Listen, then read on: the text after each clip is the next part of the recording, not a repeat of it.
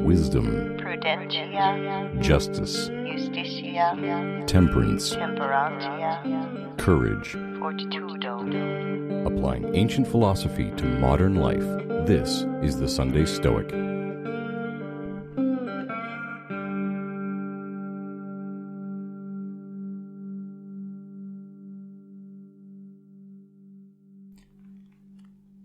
Welcome to the Sunday Stoic Podcast. This is Steve coming from Conway, Arkansas, and I want to thank Mike, Steve, and I think Kurt for supporting the show on Patreon. Thank you for making this show possible. Y'all rock, as they might say here in Arkansas. So this is a podcast where we explore an interesting philosophy, the philosophy of Stoicism, and how one can apply it to modern life. And one thing I've learned about Stoicism is my view on how certain things work changes as I learn more and as I mature as a Stoic and learn things a little more deeply. And one thing I think I just wanted to return to this week, and it's something we should probably return to frequently, is the concept of externals and indifference in Stoic philosophy. Now, I think Stoicism has a real problem here in that to understand these terms properly, you have to have a whole explanation, right? So, okay, well, indifference doesn't mean that you're indifferent to them, and so on and so forth. And so by having to explain this, you're kind of losing your battle to invite people to explore the philosophy, and that first impressions mean a lot, and we have a lot of words in Stoicism that don't mean what they used to mean anymore. So they can be a turnoff or take a lot of explanation to fully grasp. And I don't know if there's a great solution for that or not.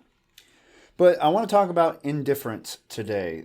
Indifference, and that's a noun. For example, my car is an indifferent. My wealth is an indifferent. And you could also perhaps say that your own family are indifferents. In the Stoic sense. I prefer to use the term externals for these things, but these are, at least to my current understanding, somewhat overlapping terms here. Now, when it comes to Stoicism, these things we call indifferents have an important role to play. Without them, we are a bunch of players out on the field with no ball.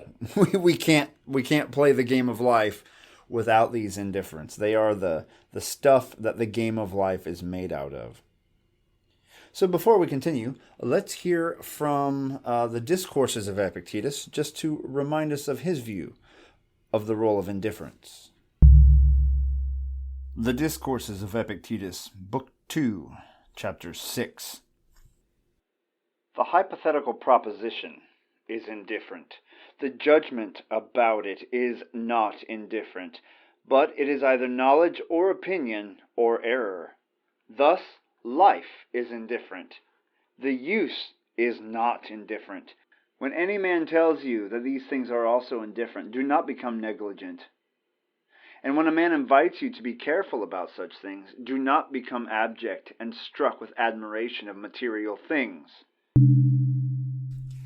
I chose this reading this week because it's a little bit different than a lot of the Epictetus readings we have on indifference, where in a lot of other readings he says, remember, indifferents are nothing to you, and, to focus on only what's in your power, etc. Here he reminds us, hey, just because you hear that life is indifferent, and that wealth is indifferent, doesn't mean you should be apathetic about how you go about living.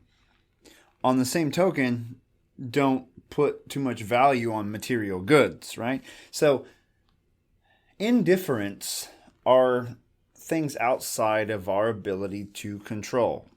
That could be our life, that could be our body, our families, our material goods, the state of the world in general. Now, it's important to note that just because they are considered indifferents doesn't mean that we are indifferent to them. So one thing that Zeno, the founder of this philosophy, came up with that set him apart from the Cynic school were that the Cynics were indifferent to anything external. They tried to be completely indifferent and display indifference toward these external things. But Zeno liked that idea, but he thought that there's no harm in pursuing a normal life, as it were. So he added the designation preferred and dispreferred indifference. So there are things in life that we would prefer to have. There are things that we would prefer to avoid. However, they are things outside of our complete control. Therefore, they are not the main purpose of our pursuit of philosophy. They will not make or break our character if we have them or don't have them. And so it's kind of hard to put all this into perspective sometimes. Epictetus is pretty hardcore about it sometimes. I think he's a big fan of the Cynics, whereas people like Seneca maybe take a slightly milder approach. But here's the basic breakdown that I take as a modern Stoic. So I'm going to use my son as an example because I am far from indifferent about my son. Okay, so I think he's a good example. So he is an external to me, therefore an indifferent, a preferred indifferent, as it were. At least the way I'm using the words now, I could be using them slightly incorrectly. But that's the way I view it. Now, what does that mean? Well, I am not indifferent to my son being fed. I am not indifferent to giving my son love and receiving his hugs. These are things I like very much, and I pursue them. But in other readings that we've covered before, Epictetus tells us, once again, there are preferred indifference, and we can give weight to different indifference, different externals, things that we deem are worthy of pursuit and things that are worthy of avoidance. And also, we need to make sure we live up to our roles in life, our responsibilities in life. Freedom, Stoics are all about freedom, but with that comes great responsibility. So I have pursued a family life, right? That means that it is my responsibility to do my part in this family, to take care of my son and to be a partner to my wife, and so on and so forth. So much like a ball in a game of football or whatever game you wish to insert here, externals are the ball in the game of life. We make decisions regarding them all the time, and we take actions regarding them all the time. If we were to have no externals, we would just be sitting in a vacuum, trying to be virtuous without any external stimuli. So externals are actually vital. Indifferents are vital for our practice of virtue. Taking care of my son is a virtuous act. Treating him poorly is a vicious act. It is my job to do both as a loving father and as a Stoic to treat him well, to raise him well. Now, what he does with the knowledge I give him, with the food that I give him, etc., is out of my power. I can't force him to swallow. I can't force him to learn the precepts I teach him and to always be a good boy. These things are out of my power. So, therefore, somewhat of an indifferent. I would prefer that he be good and he live a long, healthy life, but I can't control all these things. So I pursue being a good parent, I pursue being a good dad, and I give him the opportunities and resources and education that I can, but at some point, I have to let things go and say it's out of my power what happens next. I can give advice and so on and so forth, but I can't make him take it. As they say, you can lead a horse to the water, but you can't make it drink. So in the past, I've, kind of misinterpreted indifference in earlier episodes at first. Just because of the way we use it in the English language. I don't want to call my son, the person who I, more or less love more than anyone in the world, essentially, unindifferent. It just feels wrong in our language. But that's a language issue, not a philosophical issue. He is an external to me. I can choose to take care of him and help him, but what happens next is out of my power. The same goes for all kinds of things. You can, and it's, I would say, more important that you pursue, if you have a family, that you take care of that family as well as you can. That's more important than pursuing advancement and pursuing more money and pursuing a big boat and fancy toys, right? These are also preferred indifference, but they are of a different category. They are outside of your role as in my case, a father, a parent. They are things that are nice, but don't waste your life pursuing those things. If they happen to come about, fine, but they're not items of pursuit. You don't want to, as Epictetus warns us, spend too much time then pursuing those externals. So we are told not to be callous, not to be apathetic, and also not to pursue things that are a waste of our time. So we have to figure that out. Which externals, which indifferent things are worth our pursuit that will make us better? That's one way to think about it. If I choose to study philosophy constantly and not take care of my son, that's a problem. That's a vicious act. That is not making me more virtuous, right? On the same note, if I pursue wealth at the cost of my relationships, at the cost of being a good citizen, a good person, that is not making me more virtuous. So we can weigh these things out and provide weight to them. Now, at the same time, if some uncle I didn't know of passes away and I inherit $1 million and buy a boat, fine, that's great, woo! But it's not something I should be pursuing at the cost of more simple and more virtuous behavior. All right, so that's my my discussion for today on indifference.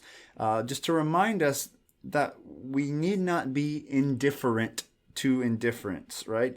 We need to use wisdom, one of those Stoic virtues, to pursue them, to pursue the right ones, the ones that lead to a virtuous, thriving life, and to avoid those as much as we can, at least not pursue those things which would cost us a virtuous life. It's all about living a life of virtue. So think about those things. What are your roles? What are the externals, the indifference that are part of your job, the job you've created for yourself as a human being, your role? What are the things that you need to take care of to live a virtuous life? And what are the things that you're doing now that are causing you to drift away from living virtuously? Make a list. See which list is longer. All right, all. Thank you for supporting the show. You can check out the ways you can support the show at patreon.com/SundayStoic. And you can shoot me an email, sundaystoic@gmail.com. And until next time, make sure to get out there, live a good, full life as much as you can. Do what you can. Focus on virtue. And seize the day. Carpe diem. Thank you for listening to the Sunday Stoic. Become a member of the Sunday Stoic team. Earn rewards by becoming a patron at www.patreon.com/SundayStoic. Contact the show by emailing sundaystoic@gmail.com. And as Steve always says, carpe diem.